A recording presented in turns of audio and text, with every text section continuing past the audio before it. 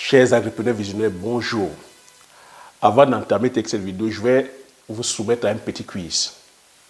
Est-ce que selon vous, le rendement, c'est-à-dire voilà, en agriculture, se calcule, c'est-à-dire que selon la superficie, est-ce que lorsque vous allez produire, et la question, c'est-à-dire qu'elle est pertinente, je sais pourquoi je pose cette question, et beaucoup, c'est-à-dire que tombent dans ce piège-là. Donc si je pose cette question, elle a son sens, et je vais devoir développer derrière.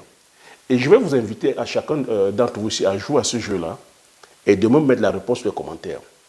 Est-ce que selon vous, lorsque vous voulez entreprendre, lorsque vous allez vous lancer dans le secteur agricole, pour ceux qui veulent se lancer, ou pour ceux même qui se sont lancés, selon vous, votre rendement, comment vous le calculez? Vous le calculez par rapport, c'est-à-dire qu'à la superficie. Lorsque vous voulez vous lancer dans l'agriculture, est-ce que pour vous, c'est d'aller produire, c'est-à-dire que sur les grandes superficies, que vous estimez que la culture, c'est-à-dire qu'elle a un fort taux de rendement, que vous évaluez le rendement? Est-ce que c'est en allant produire aussi sur la grande superficie que vous évaluez la rentabilité? Donc la question ici, est-ce que c'est-à-dire qu'aller produire sur les grandes superficies, c'est synonyme de rendement et synonyme de rentabilité? Si oui, si vous dites oui, marquez c'est-à-dire que vrai. Si vous dites si c'est non, marquez faux. Parce que si je fais cette vidéo, c'est enfin de venir comme ça permettre à plusieurs d'entre vous qui comptez vous lancer, qui est encore là dans les starting blocks, parce que comprendre ici que l'agriculture, c'est, comme j'ai coutume à vous dire, c'est un secteur qui est régalien. Nous sommes là chaque fois à dire que l'Afrique, bien qu'elle soit, c'est-à-dire que bénie par des sols arables, des sols agraires, arrosés, c'est-à-dire que voilà, par la pluie, ayant, c'est-à-dire que des cours d'eau, ayant, c'est-à-dire que le soleil en permanence, on n'arrive pas, c'est-à-dire qu'à s'alimenter. On n'arrive pas à s'autosuffire. C'est un discours vers lequel j'aimerais vraiment qu'on se penche dessus et qu'on se pose vraiment les questions que quels sont ceux qui nous véhiculent ces informations-là? À qui ça profite de savoir que l'Afrique est à chaque fois en insuffisance alimentaire? Est-ce qu'on s'est vraiment posé la question pourquoi nous sommes en insuffisance alimentaire? Et si nous sommes en insuffisance alimentaire, quelles sont les cultures que nous produisons? Quel est le modèle d'agriculture que nous pratiquons? C'est vers là que je voudrais que chacun de nous allions. Et que lorsque les Africains vont donc faire l'agriculture, quel est le choix de leur culture? Quel est le modèle agricole qu'ils pratiquent? Ça demande du courage de se questionner. Mais chaque entrepreneur, chaque personne qui aimerait aller entreprendre, se doit de se questionner dans ce sens. Et comprendre qu'aujourd'hui, nous sommes dans un système capitaliste. Il faut comprendre aussi l'économie vers laquelle, c'est-à-dire que nous sommes. Quelle est l'économie dominante? C'est l'économie capitaliste. Et c'est quoi le capitalisme? C'est l'effet de produits, c'est-à-dire qu'en masse, afin de venir contenter les consommateurs. C'est le droit, c'est-à-dire qu'à la propriété. Donc il faudrait qu'on se comprenne. C'est aussi de comprendre son environnement. De savoir, c'est-à-dire qu'aujourd'hui, qu'est-ce qui est la cause des différents changements climatiques que nous avons? C'est quoi? Qu'est-ce qui est la cause de la sécheresse? Qu'est-ce qui est la cause du manque d'eau? Qu'est-ce qui est la cause des inondations? Qu'est-ce qui est la cause des départs de feu? Qu'est-ce qui est la cause des vents violents? Qu'est-ce qui est la cause des tremblements de terre que nous avons? Qu'est-ce qui est la cause des grêles? Qu'est-ce qui est la cause de ce dérèglement climatique? Qu'est-ce qui est la cause même des différentes invasions, c'est-à-dire que des fois, c'est-à-dire que biochimiques, nous avons des insectes et compagnie. Oui, c'est très important. Ce que je vais dire ici, c'est que ça va bousculer chacun d'entre vous. Mais tu vois que ici, si je suis venu partager avec vous, c'est parce que je viens partager mon expérience sur le terrain. Je viens te dire comment les difficultés que j'ai eues, comment est-ce que j'ai fait pour me relever de ces difficultés-là. Qu'est-ce qui m'a amené à penser à aller produire, à aller faire l'agriculture. Et aller faire de l'agriculture d'une autre manière, dont le but ici est de t'amener à apprendre à désapprendre, à réapprendre à nouveau. Je sais que oui, je viens bousculer tes croyances. Je viens des fois te secouer. Je viens des fois te mettre mal à l'aise. Mais n'aie pas visionnaire, c'est-à-dire que qui veut. N'aie pas, c'est-à-dire que Et je vais dire agriculteur aussi qui veut. Ne veut pas changer sa vie qui veut. Parce que le changement, je sais, plusieurs d'entre nous, nous voulons changer. Nous voulons le changement. Mais c'est changer les attitudes qui sont difficiles. Pourquoi je le dis? Plusieurs d'entre vous qui êtes abonnés ici, vous êtes abonnés en âme et conscience parce que vous êtes conscients de la vérité, de la valeur que je partage. J'ai énormément de retours. Je fais une parenthèse, j'insiste, et je fais une parenthèse sur le commentaire d'un fidèle abonné qui a dit qu'il ne comprend pas pourquoi sur cette chaîne, il n'y a pas de centaines de milliers d'abonnés. Tu vois que des fois, je ne m'attarde pas dessus, mais je m'attarde dessus parce que c'est redondant. Plusieurs d'entre vous dites ça, mais Thierry, pourquoi est-ce qu'il n'y a pas de centaines de milliers d'abonnés? Pourquoi est-ce que tu as dit que tu donnes autant de valeur gratuite? Les gens ne sont pas conscients. Mais comme je continue aussi à vous dire, lorsque je suis venu sur YouTube, je ne venais pas avec l'ambition de faire des millions d'abonnés. Lorsque je suis venu sur YouTube, mon focus est d'apporter de la valeur. À charge à vous aujourd'hui d'être conscient et d'être reconnaissant de la valeur que j'apporte. La reconnaissance ici, c'est quoi? C'est de s'abonner, c'est de mettre des commentaires, c'est de mettre les likes, afin que ça puisse permettre à l'algorithme YouTube de partager à plusieurs d'entre vous. Ça ne me donne pas l'argent. S'abonner, c'est-à-dire que ça ne m'enrichit pas. Mettre le pouce, mettre le like, ça ne m'enrichit pas. Mettre le commentaire, ça ne m'enrichit pas. Mais tout au contraire, ça permet à faire grandir la communauté. Ça permet à ce que l'algorithme authentifie la vidéo et partage à plusieurs d'entre vous. C'est ça le mindset des personnes qui veulent évoluer. C'est ça le mindset des personnes qui veulent... Moi, je suis omnibulé par une chose, le partage. Parce que je grandis en partageant avec vous. L'énergie que je véhicule, c'est ça qui me maintient focus, qui me permet de vivre en fait. Partager pour moi, que ça devient... C'est une façon de vivre, c'est une philosophie. Je puise mon énergie à travers cela. J'apprends aussi de vous par rapport à vos échanges. Échangez, commentez. Ne restez pas, caché, qu'à prendre l'information et aller garder pour vous. Partagez, interagissez, ça permet comme ça de faire grandir la communauté. Oui, moi j'ai pris ce courage-là, de venir partager, c'est-à-dire que c'est ce que je fais. J'ai pris ce courage en disant que je ne suis pas parfait. YouTube, je ne connaissais pas comment la plateforme YouTube fonctionne. Mais je viens, je prends ce courage, mais j'ai cette connaissance-là, moi, j'ai la valeur en moi. Je ne la garde pas. Les informations que je vous donne ici, vous ne verrez ça nulle part. Vous n'entendrez ça nulle part. Depuis 5 ans, les informations que je partage, c'est des informations authentiques terrain. Et les informations que je vous donne, vous avez une longueur d'avance sur plus de 100 ans. Parce que je suis en contact avec les producteurs occidentaux. Je vous donne les réalités terrain des occidentaux. Ce qu'en Afrique, vous n'avez pas. Et avec le temps me donne raison. En Afrique, nous sommes déjà en train de vivre ça. C'est ça, c'est-à-dire que la valeur aussi d'un visionnaire, c'est ça la valeur d'un leader. Moi, je dis, tout ce que nous sommes en train de vivre ici, j'ai anticipé ça il y a plus de 10 ans. Je suis dans le secteur agricole depuis plus de 30 ans, depuis la petite enfance. C'est un secteur qui me fascine, c'est un secteur qui me passionne. Mais depuis plus de 10 ans, de façon professionnelle, j'ai pris ce challenge-là en disant, on ne doit pas uniquement rester dans les discours, on se doit d'aller entreprendre.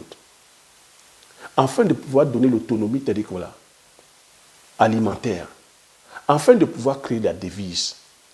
Donc moi, pour répondre à la question que j'ai posée, est-ce qu'on va dans la... Est-ce qu'en allant, c'est-à-dire que se lancer dans le secteur agricole, on est plutôt rentable lorsqu'on est sur les grandes surfaces, ou on produit plus lorsqu'on est sur les grandes surfaces? Moi, je dis faux. Faux, faux et faux. Donc pour 2025, ne faites pas cette erreur-là. Beaucoup, t'as dit que d'Africains ont fait cette erreur. Les Africains de la diaspora, les Africains d'Afrique, les élites. Beaucoup vont plutôt cultiver de la surface. On ne cultive pas la surface. On ne va pas faire la culture parce qu'on va dire, je suis sur 5 hectares, je suis sur 10 hectares, je suis sur 20 hectares. Et que derrière, ce n'est pas rentable et il n'y a pas de rendement. Ce que je dis ici, marquez-moi dans les commentaires. Beaucoup, t'as dit que d'Africains, de nos élites, ceux qui sont en Afrique, des hauts fonctionnaires, des hauts cadres, sont allés lancer des plantations ont pris des plantations de 10 hectares de cacao. Certains sont allés faire 20 hectares de maïs, 30 hectares de sorgho. Beaucoup de qu'on fait comme ça et se lancent parce qu'il suffit uniquement de se lancer et derrière, il n'y a pas de résultat.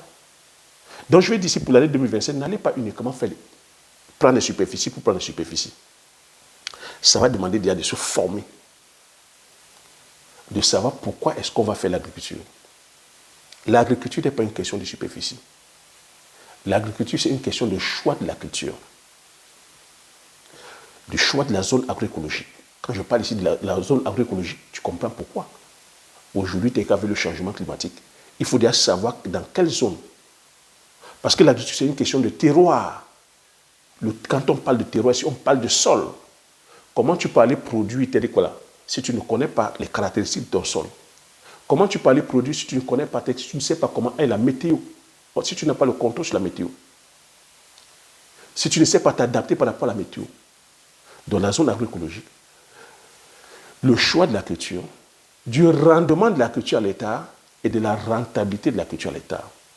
Donc quand tu vas entendre les gens te dire à chaque fois que non, si notre agriculture ne décolle pas, si nous ne sommes pas, c'est-à-dire que voilà, si l'Afrique est en insuffisance alimentaire, c'est parce qu'on ne produit pas, c'est-à-dire que voilà, on produit encore de façon archaïque, on produit avec la houe, on produit sur 2 hectares.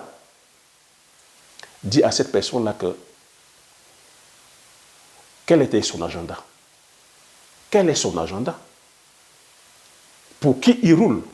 Est-ce qu'il sait vraiment c'est quoi l'agriculture? Donc tu comprendras donc que pour 2025, ne va plus faire cette erreur-là de superficie. Beaucoup de personnes de la diaspora ont perdu énormément de millions. Parce qu'ils se sont lancés, sont allés faire comme ça 20 hectares, 30 hectares de bananes plantains sans connaissance. En comptant uniquement sur le bouche à oreille, que mon cousin m'a dit que ça donne. Ils sont allés mettre des sites, des fois à plus de 200 km des marchés. Ils sont allés choisir des sites où il faut des fois traverser 3 coups d'eau. Même lorsque l'agriculture est rentable, même lorsqu'il y a de la production, comment tu fais pour sortir cette production-là quand il faut traverser 3 coups d'eau? Ils sont allés mettre des plantations où il n'y a pas de route. Il faut des fois traverser les 3 plantations, la plantation des autres, afin d'aller retrouver ces 30 hectares. Des fois, tu fais la tomate sur 3 hectares. Comment tu fais pour sortir cette tomate-là? Donc tu comprends ici, c'est pour ça que j'ai pris le temps de partager avec toi l'ensemble des cultures. Tu vois ici que je ne te bride pas, je ne te force pas la main. Mais le partage que je fais, je peux comprendre que ça bouscule la plupart d'entre vous. Je viens vous faire comprendre ici que pour pouvoir gagner de l'argent, pour pouvoir être autonome, souverain sur le plan alimentaire, c'est ça à nous de faire le job. Je sais qu'un discours comme ça bouscule. Ça énerve certains. Mais comme j'ai dit, je ne suis pas venu faire des amis en fait. Je suis venu, je relate la vérité. Je relate ce que je vis sur le terrain. Je relate mes difficultés. Ben dites-moi, si je fais mal en vous disant les réalités sur le terrain, ben, ne vous abonnez donc pas. Excusez-moi. C'est les réalités que les gens vivent sur le terrain. Moi, j'ai pris ce courage à devenir partager. Le manque de routes de qualité, le manque d'infrastructures, le manque de suivi, le manque, quand je dis suivi ici, on n'a pas les ingénieurs agronomes qui sont sur le terrain, le manque de financement, les États ne nous subventionnent pas, les banques ne nous accompagnent pas, manque d'énergie. Mais comment est-ce qu'on peut vous nous dire aujourd'hui d'aller produire de façon industrielle? Et on ne produit pas de façon industrielle. Je veux dire que si vous allez produire plutôt les céréales, ce n'est pas rentable. C'est pour ça que je suis venu vous faire comprendre qu'on se va aller produire nos tubercules, le manioc, le macabo, le taro, la banane plantain, l'igname, les pommes de terre. Et lorsqu'il s'agit des céréales ici, on se doit de mettre l'accent sur le sorgho, le mil, parce que le sorgho et le mil sont adaptés à notre terroir. Le sorgho et le mil, c'est que vous ne le savez pas, c'est des cultures qui se produisent dans les zones arides, qui demandent moins d'eau. Or que les autres céréales que j'ai citées blé, tournesol, maïs, soja, houblon, c'est gourmand en eau, gourmand en intrants, donc engrais, fongicides, nématicides, raticides. En irrigation, si tu n'es pas en train d'irriguer, tu ne pourras pas avoir des rendements. Et pour ces différences céréales que j'ai citées là, lorsqu'on les fait en Afrique, c'est 1 tonne d'hectare. 1 tonne. Or, quand tu as fait le manioc, la banane plantain, tu as fait le sorgho, tu as fait le manioc, c'est 35 tonnes. Tu as fait les pommes de terre, c'est minimum 20 tonnes. Tu vas faire l'igname, c'est minimum 15 tonnes. Tu vois que lorsqu'on va produire comme ça, on peut facilement atteindre l'autosuffisance alimentaire. Mais moi, je peux te dire pourquoi est-ce qu'on n'atteint pas l'autosuffisance alimentaire. Et pourquoi on n'atteint pas l'autosuffisance alimentaire. Et encore, je dis autosuffisance alimentaire, ça dépend des zones.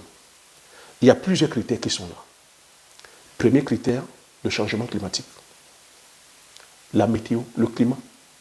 Comment on peut aller produire aujourd'hui? Tu sais très bien que nous dépendons à 99% avec de la météo.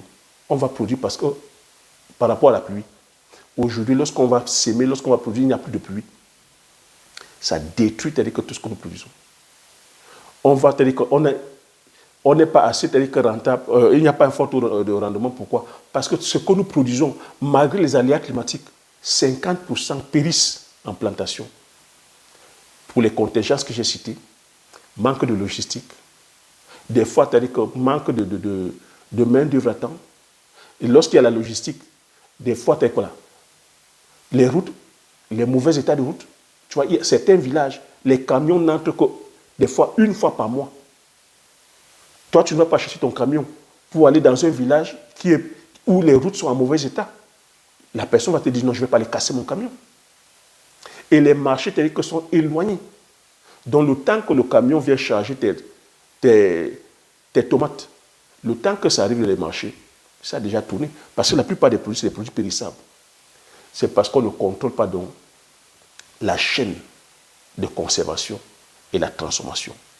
Mais je veux te dire ici que le rendement, quand on parle du rendement, le rendement ne se calcule donc pas à la superficie.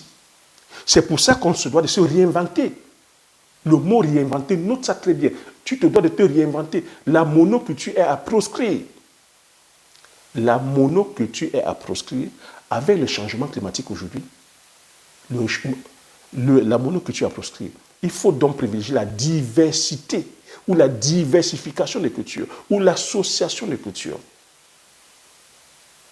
Je t'ai pris l'exemple ici à chaque fois que lorsqu'on parle de gagner de l'argent, si tu veux gagner de l'argent, même sur 1 hectare, la personne qui va te dire que sur 1 hectare on n'est pas rentable, envoie-moi cette personne.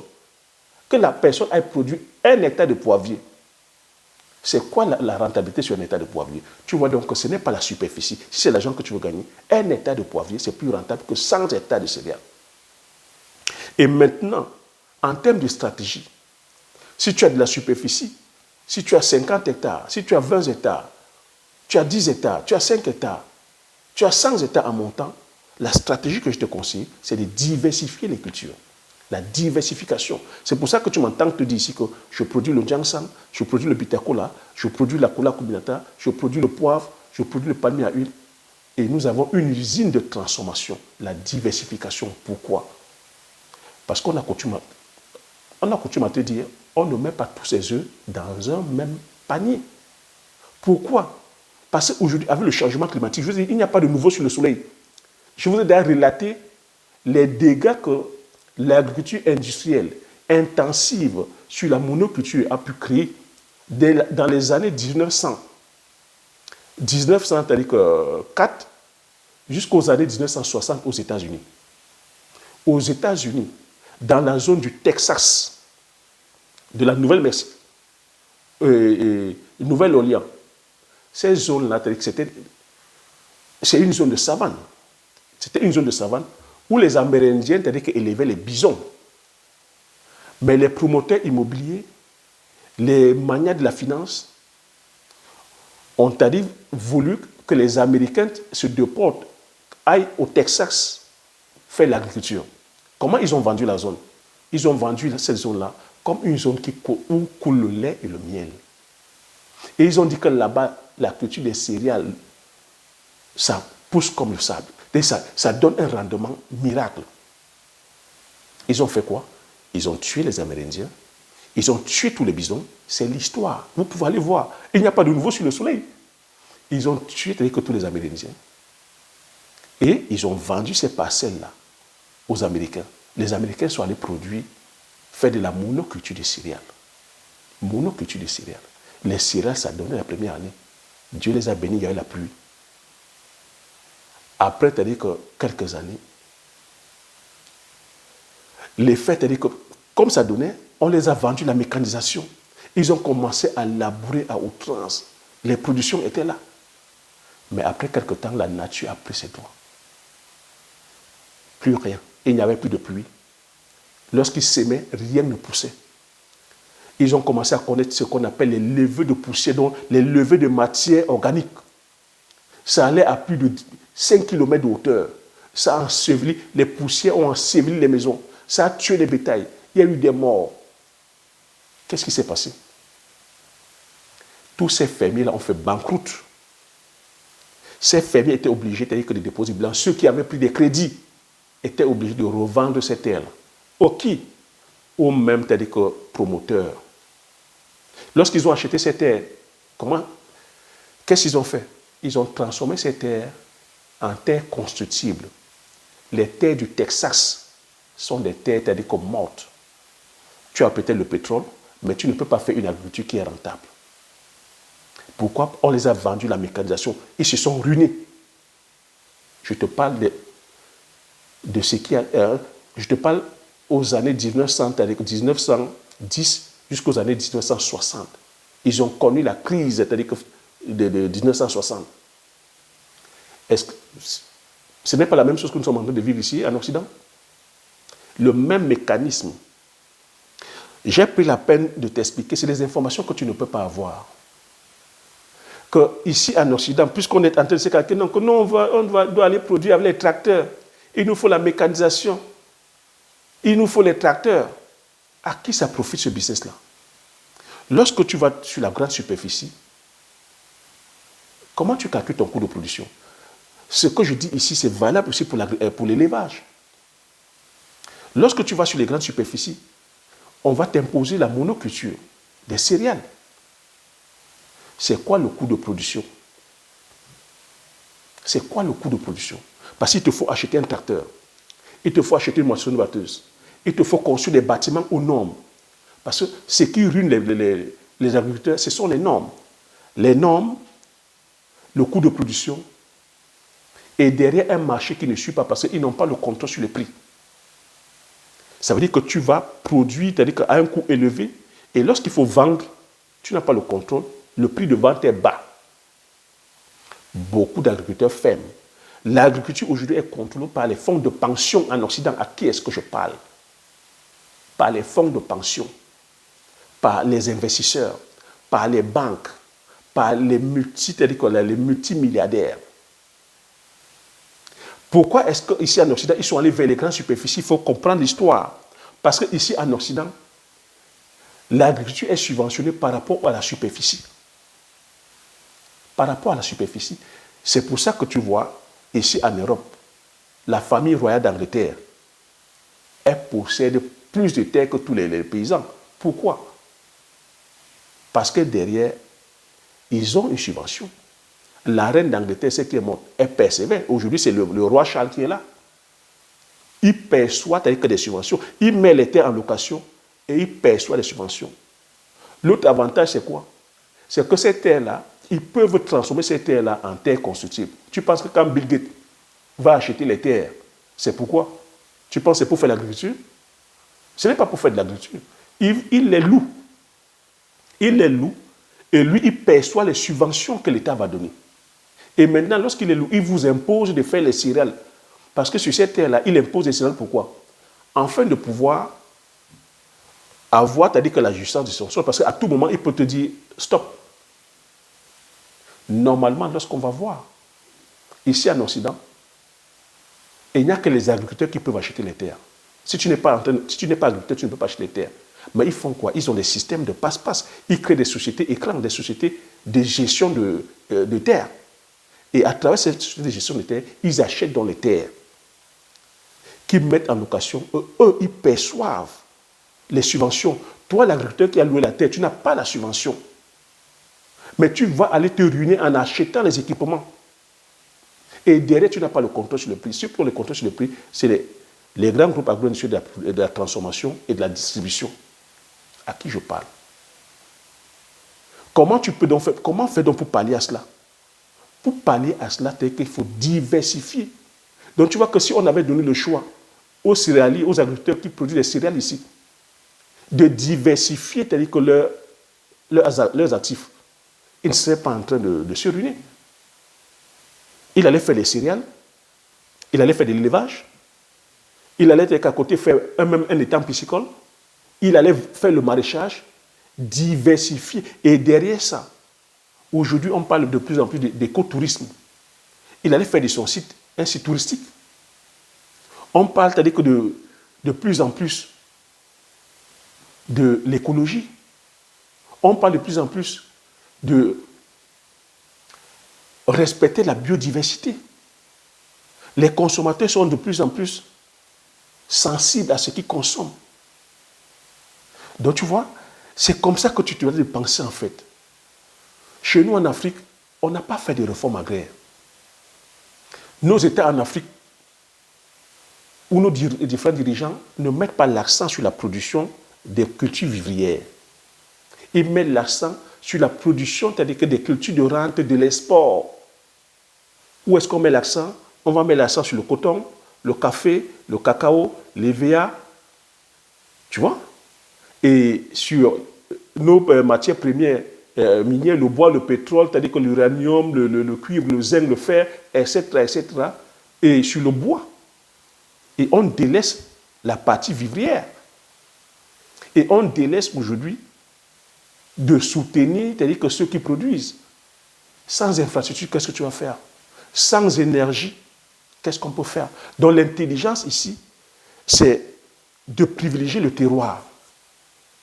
Que la rentabilité aussi, c'est par rapport au terroir. Lorsqu'on va produire de façon industrielle, tu vois, on produit à la masse, on ne gagne pas de l'argent là-dedans. À qui est-ce que je parle? On se doit de produire par rapport au terroir, de valoriser notre terroir. Donc ça veut dire qu'aujourd'hui, nos géologues devaient se mettre au travail. Nos géologues devaient se mettre au travail, de venir cartographier nos sols, de venir sortir les caractéristiques organoleptiques de nos sols, de venir comme ça nous détailler la richesse qui sont dans nos sols calcaires, nos sols argilo-limoneux, sur les différents types de sols que nous avons et la richesse. Et lorsque les géologues vont faire ce travail-là, il faudrait aussi qu'on mette en lumière le savoir-faire de nos hommes et de nos femmes qui travaillent. Parce que l'agriculture, c'est une science. Et l'agriculture aussi, c'est manuel, c'est un savoir-faire, un savoir-être. Et un savoir-faire qu'on se doit de transmettre de génération en génération. Donc ça veut dire qu'on se doit de valoriser nos terroirs. On va mettre de la lumière sur nos régions. On va pouvoir labelliser, c'est-à-dire que les différentes cultures que nous faisons, par les appellations AOC, appellations d'origine contrôlée, les AOP, appellations d'origine protégée, les IGP, indications géographiques protégées. C'est ça qui apporte la plus-value en fait. C'est ça qui apporte la plus-value. Et ça donne une renommée internationale. Et ça apporte de la valeur dans les coproduits. Ce n'est pas la grosse superficie, mais c'est la qualité qu'on produit. La qualité, ce n'est pas la quantité, mais c'est la qualité qu'on produit. Et c'est la diversité. Parce que quand on est en train de produire de façon diversifiée, on ne va pas que se cantonner uniquement à une seule culture. Et encore, ce que je dis ici, c'est stratégique. Parce que si on va uniquement produire les céréales, vous avez vu, on nous piège avec ça. Plusieurs pays aussi aujourd'hui, on peut les déstabiliser avec ça. On peut nous déstabiliser aujourd'hui avec l'alimentation. Oui, c'est un rapport de force. On peut nous déstabiliser avec la technologie. Oui, c'est un rapport de force. Est-ce que ça se fait? Oui, ça se fait déjà.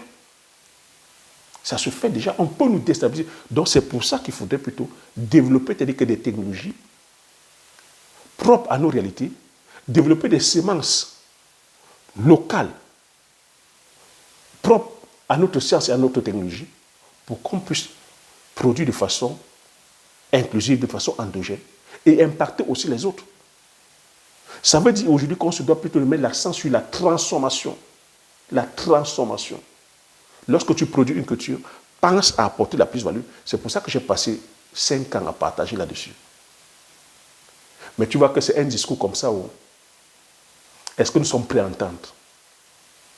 Beaucoup se disent panafricains, kémites. Mais c'est kémite dans le bavardage. Kémite dans le bavardage. Lorsque je suis là à dire, je réponds à plusieurs internautes qui se posent la question pourquoi cette chaîne n'a pas de centaines de milliers d'abonnés. Mais c'est parce qu'on est des kémites et des panafricains de bavardage. Et des fois, on ne sait même pas la signification de ça. C'est parce que nous ne sommes même pas du tout patriotes. C'est parce qu'on ne s'aime même pas. Il faut s'aimer suffisamment pour pouvoir commencer à donner aux autres. Ce que je fais depuis 5 ans, il faut s'aimer. Il faut avoir une confiance en soi, un amour propre en soi pour venir aimer les autres. Si on ne s'aime pas, si tu ne t'aimes pas déjà personnellement, tu ne peux pas aimer les autres. Si tu ne t'aimes pas personnellement, tu ne pourras pas donner aux autres. Ça, c'est le savoir, la sagesse que m'a toujours partagé mon grand-père. Pour donner, pour recevoir, il faut donner. Africains, aimons-nous. Aimons-nous. Moi, ça ne m'étonne pas. Les gens attendent que je vienne, ou je ne sais pas, c'est-à-dire que ce que je dis ici, à quel moment on va commencer à considérer que c'est la réalité, mais vous voyez que tout ce que je dis ici se vérifie. Tout ce que je dis se vérifie.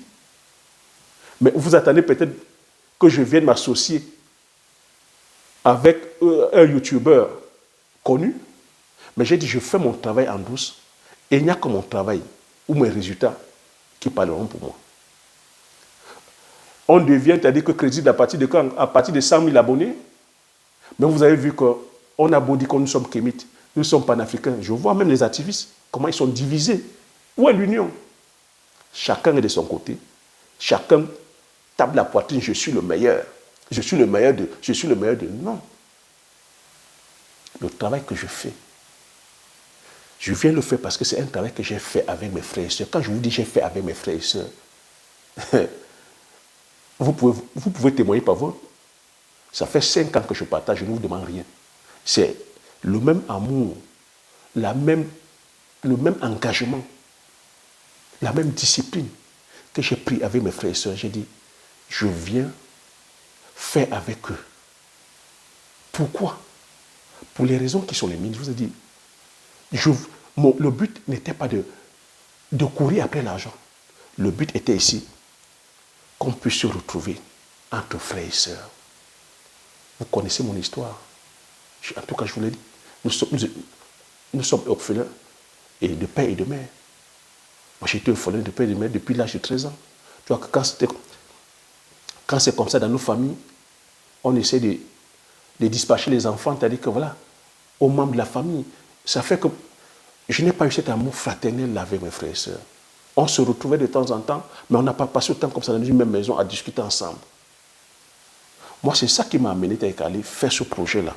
Tu vois que ce projet, au-delà de l'argent, je voulais déjà qu'on se réunisse, qu'on partage ensemble, qu'on essaie de rattraper, même comme on dit que le temps passé ne revient pas, mais qu'on essaie de faire quand même cet effort-là.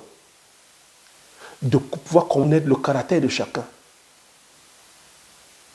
De pouvoir partager comme ça, que chacun me donne uniquement son avis. De pouvoir recoller les liens. Tu vois, la réussite d'un projet, comme j'ai coutume à vous dire, ne réside pas uniquement sur le savoir-faire, sur la compétence, sur l'argent. C'est l'énergie.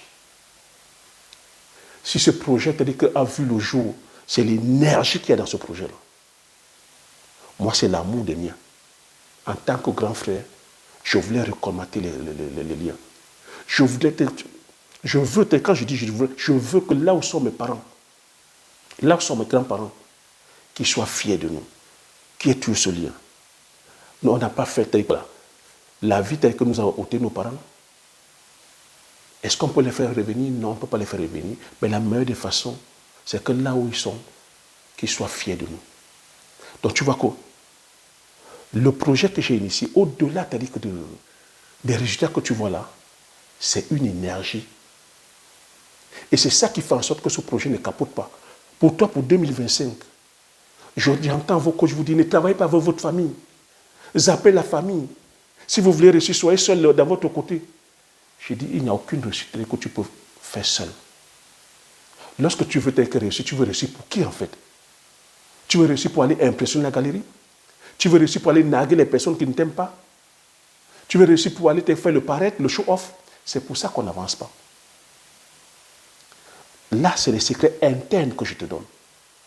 La réussite, ce que tu vois là comme résultat, si ça a marché, c'est parce que tu as dit que mes frères et sœurs, ma femme, mes enfants, nous sommes soudés. Soudés par un même socle. L'amour. L'amour que nous avons entre nous.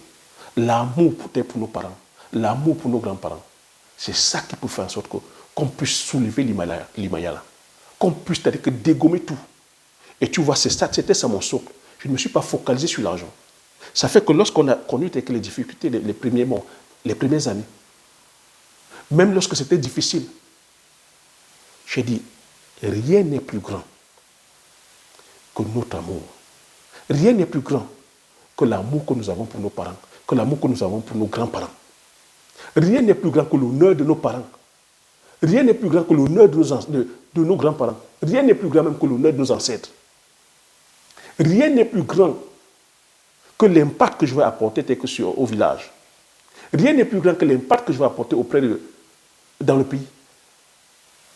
C'est pour ça qu'au jour d'aujourd'hui, nous avons dépensé plus de 180 millions dans l'économie propre du Cameroun. Les semences ont été achetées à la compagnie sémencière du Cameroun. Les machines ont été achetées auprès des artisans camerounais. Les semences de poivrier auprès des pépiniers camerounais. Et les techniciens que je prends, c'est des Camerounais. C'est comme ça qu'on peut faire pour promouvoir et valoriser les produits du terroir. Lorsque je viens te parler du Ndiansang, du Bitakula, la Kula Kumlata, ben, je pourrais faire comme tout le reste. Venez vous dire, allez produire la tomate, allez produire ceci. Allez. Ça profite à qui? Je pourrais venir vous dire non, produisons plutôt produisons, c'est-à-dire que le blé, ça profite à qui? Est-ce qu'on peut être compétitif à ça? En allant produire le blé, est-ce que tu pourrais être compétitif? Donc tu vois, ça relève de la connaissance. Et pour faire cela, ça demande du temps. Ce temps-là que nous ne voulons pas que prendre, en fait. Une vidéo comme ça, elle sera longue. Combien t'as dit qu'ils iront jusqu'au bout de la vidéo? Notre pauvreté est due, à la faiblesse d'attention et à la pauvreté d'imagination. Je peux répéter ça. Je sais encore que ça va piquer. Je sais encore que ça va piquer. Est-ce que quelqu'un qui est faible d'esprit, quand tu vas comprendre ça, il va s'abonner? Notre pauvreté est due à la faiblesse d'attention et à la pauvreté d'imagination. Quand je dis faiblesse d'attention, c'est quoi ici? On ne veut pas prendre le temps pour apprendre. On veut la gratification instantanée. On veut aller consommer ce que les autres ont déjà produit. C'est pour ça qu'on va aller importer le riz, importer le blé, importer les farines, importer le sucre, importer ceci, importer le cuir d'âme, importer tout. On va aller maintenant en Chine, importer les machines. Les machines que c'est les artisans chinois qui fabriquent, qui ne demandent pas une technologie telle que de ouf. On va aller importer tout ça. Ce complexe-là, il faut que ça parte. On a une pauvreté d'imagination. Pauvreté d'imagination. On va laisser la pensée à dire que non, c'est parce qu'il faut aller produire sur une grande surface, il faut aller produire le blé. Hein? Or que tu as le manioc depuis là, où tu jettes la tige, ça pousse tout seul. Tu as le ligname qui est là, tu jettes la bouture, ça pousse tout seul. Tu as les arachides, tu jettes, ça pousse tout seul. On a toujours produit comme ça de façon diversifiée. Mais on ne peut pas penser que... voilà le réchauffement climatique. Je suis venu mettre mon maïs. Tout a cramé. Mais je n'ai que fait le maïs. Je fais comment? pauvreté d'imagination, on va venir te dire non, c'est le tracteur maintenant qu'il faut. Il faut maintenant aller prendre 1000 hectares. Tu as les moyens. Tu as les moyens. Et voilà comment on va te bâillonner. Puisque tu n'auras pas ton maïs, tu vas faire quoi? Lui là-bas qui a produit des tonnes et des tonnes, il va venir te dire, voilà le maïs, je peux te donner. Mais pour avoir mon maïs, il faut que tu fasses ça. Il faut que tu fasses ça. Il faut que tu fasses ça. Ah, dis donc, Massa, dis donc. Dis donc. À qui je parle? À qui je parle? Pauvreté d'imagination. On est là chaque année à dire, mais on ne devrait pas aller produire les cultures coloniales. Pourquoi culture coloniale? C'est parce que nous sommes pauvres en imagination. Le café, le cacao, le coton, l'EVA, qui nous empêche de passer à la phase de transformation, qui empêche nos polytechniciens d'aller développer la technologie pour fabriquer des machines, même ne serait-ce qu'artisanat pour l'instant, ou semi-artisanat, pour transformer, c'est-à-dire que le caoutchouc, pour transformer les fèves de cacao, pour transformer, c'est-à-dire que la nacade qui nous empêche, qui nous empêche. Parce que nous sommes pauvres en imagination. On veut uniquement consommer. Et nous sommes les premiers encore à dire qu'il faut qu'il rentre, il faut qu'il rentre. Lorsqu'on va vous mettre des discours des présidents, vous allez tomber tous là-dedans. Vous allez tous là tomber là-dedans parce qu'on ne s'aime pas assez. On a la haine des autres. On a la haine des autres. Non, ce ne sont pas les autres le problème. C'est nous le problème. Moi, j'ai le courage de le dire. Parce que je l'ai dit à mes frères et sœurs. Et je ne viendrai pas trembler pour te le dire. Oui, la chose que tu peux faire, c'est de te désabonner. La chose que tu peux faire, c'est de dire, je ne suis pas Thierry. Mais tu sais dans ton fort intérieur que ce que Thierry dit est la vérité. Mais nous, les Africains, on aime lorsqu'on nous ment. On aime lorsqu'on nous ment. C'est pour ça que nous sommes friands au business d'arnaque. On va te dire, viens te coucher. Donne ton argent, viens te coucher. Tu n'as rien à faire. Tu as 200%. Tu vas les donner.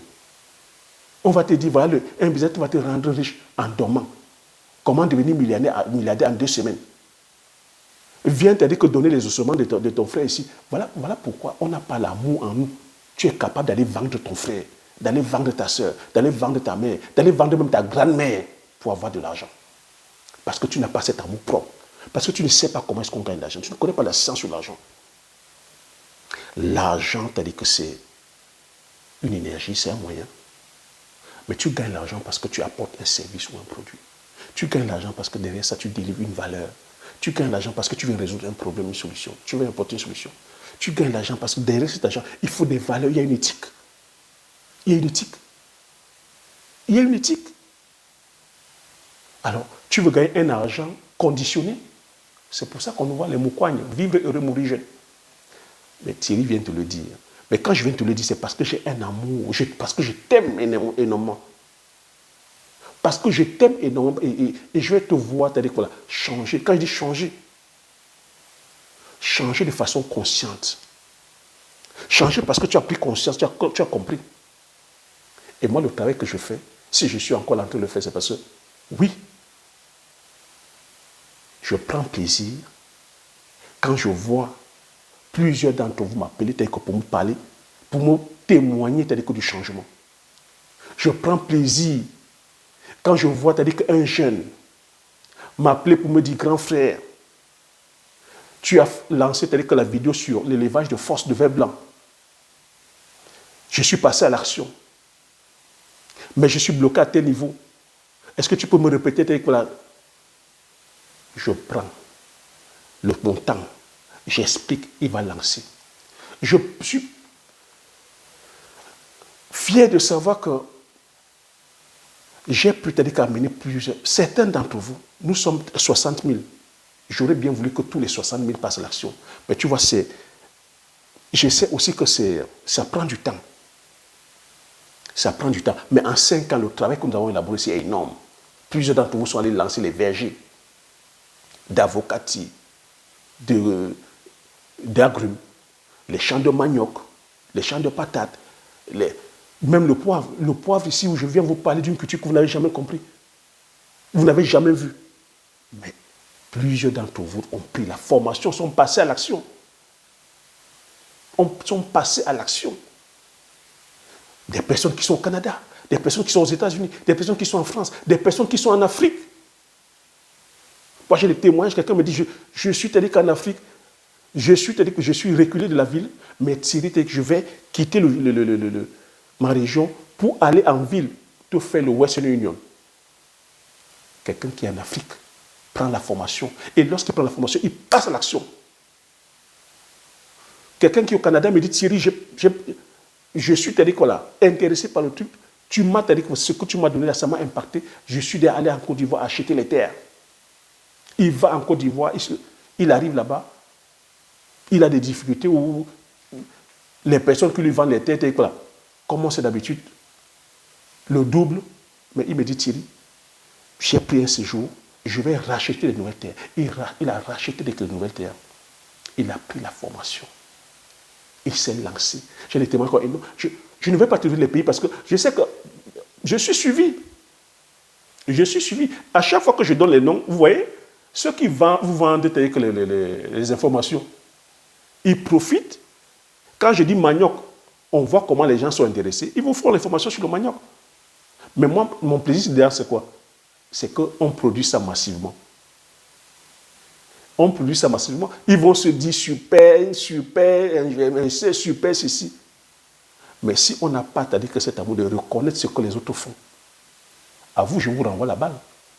À quel moment on dit qu'on est intéressant? C'est lorsqu'on a 100 000 abonnés, lorsqu'on a 200 000 abonnés, lorsqu'on a 300 000, lorsqu'on a 400 000. C'est là où on dit qu'on dit la vérité. Mais vous voyez que moi ici, je suis venu vous vendre, je suis venu vous démontrer qu'on peut, c'est-à-dire que gagner en allant faire l'agriculture.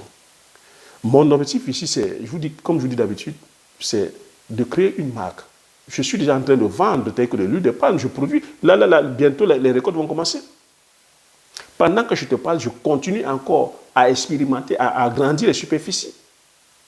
C'est de te mettre une marque sur le poivre. Mais tu vois que je ne suis pas resté dans mon coin. Je viens partager le travail que je fais là, je viens partager, je viens valoriser. Ce travail que je fais devait être récompensé, mais l'État camerounais devait me récompenser. Le ministère de l'Agriculture devrait me récompenser. Les différents ministères d'Afrique devraient me récompenser. C'est le travail que nos États devraient faire. Mais je fais ce travail-là parce que j'aime mon pays, j'aime l'Afrique, j'aime les Africains. Parce que je m'aime déjà assez. Quand je viens partager tel que sur le développement personnel, les gars, quand je viens partager sur le développement personnel, vous ne pouvez pas comprendre. Mais je sais que c'est des vidéos comme ça que lorsque je mets, l'algorithme YouTube ne va pas partager à plusieurs d'entre vous.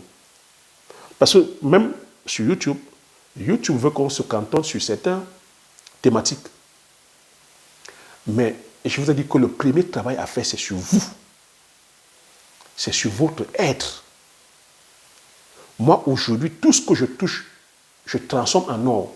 Parce que je sais qui je suis. Je sais, c'est-à-dire que où je vais, je sais la personne que je vais devenir. Je connais mes points forts, je connais mes points faibles. J'ai des valeurs. Et j'ai des valeurs sur lesquelles je ne peux pas négocier. Ah oui. Et je vous ai dit que là où je suis, sur le plan professionnel, qu'est-ce qui peut me bluer? Qu'est-ce qui peut me bluer? Là où aujourd'hui vous voulez gagner de l'argent, afin de pouvoir, les milieux que vous voulez entrer, si vous voulez de l'argent, moi dans ces milieux, j'y suis. Qu'est-ce qui peut me bluer? Le showbiz, qu'est-ce qui peut me bluer? Les lieux UP, qu'est-ce qui peut me bluer? Et l'expérience que j'ai gagnée dans le milieu professionnel, plus de 450 conventions d'entreprises, et pas des moindres. On parle des entreprises qui font des chiffres de 6 milliards de dollars. Je parle ici des...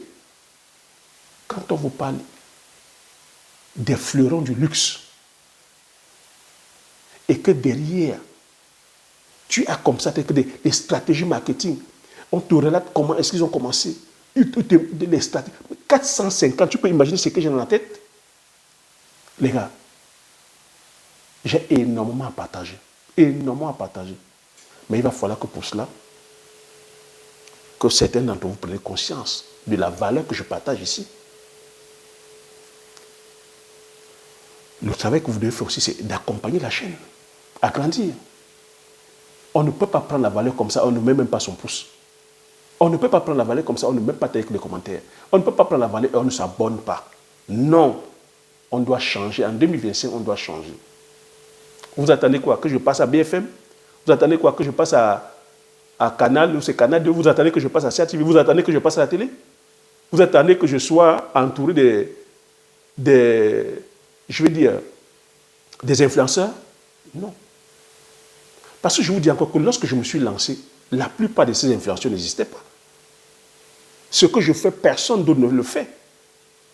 Donc, l'influenceur, quand je viendrai à ses côtés, quel est le tutus qu'il va me donner? Ah, parce qu'il a plus d'abonnés. Quand je parle, est-ce qu'il peut comprendre ce que je dis? Ah, parce qu'il a plus d'abonnés, il va m'adouber. Mais moi, je sais qu'il me voit, je sais qu'il me regarde. Et vous savez ici que la plupart de certains influenceurs, comme je dis, nous ne sommes pas en compétition, je suis en compétition avec moi-même. Depuis la création de la chaîne, je parle. Ceux qui font des trucs bien, je plébiscite. Mais vous voyez que moi, je vois avec ce jeu-là, si on n'est pas en train de grandir, c'est parce qu'on fait des clans. On n'a pas, on fait ceci, on fait cela. On va penser à doubler l'autre parce qu'on va nuire l'autre. Non. Moi, lorsque je me suis lancé peut-être bien avant. Et j'ai ma feuille de route. La personne qui s'abonne, moi je dis même tout simplement que la personne qui s'abonne, jusqu'à preuve de contraire, elle vient prendre la valeur. Tu ne t'abonnes pas aussi. Mbong na wamene. Mbong na wamene. Comme on dit chez nous, tu ne t'abonnes pas, tant pis pour toi. Ça n'engage que toi. Moi, c'est comme ça que je peux répondre. Hein. Ça peut être brutal, hein, mais j'ai dit ici, comme je dis, on ne vient pas caresser sur le sang du poil. On vient ici diagnostiquer tel que nos manquements. Si j'ai ce mindset-là, permettez-moi, c'est parce que c'est-à-dire que je viens aussi dans un monde de sport. Je vous ai dit ici que j'ai joué au foot, j'ai fait du rugby, j'ai fait du judo, j'ai fait de la muscu, j'ai fait plusieurs disciplines comme le karaté. Dans le sport, on se remet en question tous les jours. Tous les jours, on se remet en question. Tu dois te remettre en question pour pouvoir évoluer. Tu dois te remettre en question pour pouvoir développer le muscle. Tu dois te remettre en question pour pouvoir jouer dans un sport collectif comme le football. On se remet en question. Lorsqu'on a fini le match, pendant la mi-temps même, on est au vestiaire, on se remet en question. Pourquoi t'as dit qu'est-ce que nous sommes menés? Qui n'est pas en train de bien faire? Comment est-ce qu'on doit faire? Comment est-ce qu'on doit rectifier le tir? Comment est-ce qu'on doit attaquer? Comment est-ce qu'on doit contre-attaquer? Comment est-ce qu'on doit défendre? Lorsqu'on est dans le rugby, c'est un sport collectif, on se remet en question tous les jours. Lorsqu'on est dans le sport individuel, la boxe, tu penses que Francis Ngannou est Francis Ngannou parce qu'il est dans sa zone de confort, parce qu'il est à fleur de peau, parce qu'il ne prend pas les remarques? Francis Ngannou est entouré de préparateurs physiques, préparateurs mentaux. Un technicien qui doit lui montrer comment il doit se coucher. Tu n'as pas vu comment Mike Tyson le montrait? Francis Ngannou n'avait jamais fait la boxe anglaise. Mais tu as vu? Parce que c'est un grand sportif. Par humilité, il faisait les gestes. Et à mondiovision, courbe-toi, cambre-toi, mets bien ta garde. Baisse-toi avant de donner. Donne l'hypercute. Francis Ngannou, champion du monde MMA, tel qu'il était, il était là, assidu, parce que c'est ça, la discipline. Dans les arts, ça enseigne la discipline. Nous ne sommes pas disciplinés. Les Africains ne sont pas disciplinés. Allez en 2025 me pratiquer, faites les exercices physiques, faites un sport, disciplinez-vous. Le sport va vous discipliner. Parce que si vous ne vous disciplinez pas, la vie va vous discipliner. Ça, je vous dis, cache.